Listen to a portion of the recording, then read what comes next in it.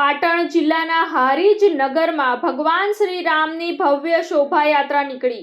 ભગવા ધજા સાથે યુવાનો ડીજેના તાલે ઝૂમી ઉઠ્યા। જય શ્રી રામના નાદ સાથે વાતાવરણ ભક્તિમય બન્યું હતું। રામનવમીના પવિત્ર તહેવાર નિમિત્તે હારીજ નગર ખાતે વિશ્વ હિન્દુ પરિષદ બજરંગ દળ દ્વારા ભગવાન રામની ભવ્ય શોભાયાત્રાનું ભવ્ય આયોજન કરવામાં આવ્યું હતું।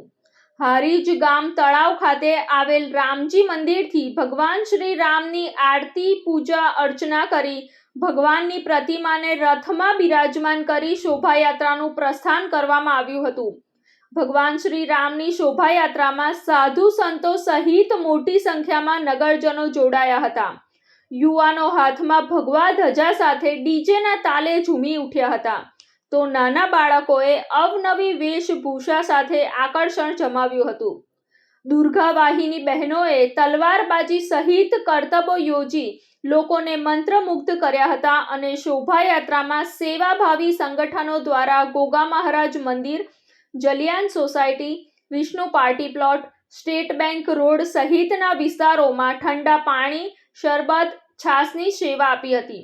સમગ્ર વાતાવરણ જય જય શ્રી રામના નાદ સાથે ગુંજી ઉઠ્યું હતું અને ચુસ્ત પોલીસ બંદોબસ્ત સાથે શોભાયાત્રાએ સમગ્ર નગરની પ્રદક્ષિણા પૂર્ણ કરી જલારામ મંદિર ખાતે પહોંચી ભગવાનની પૂજા અર્ચના કરી પૂર્ણાહુતિ કરાઈ હતી।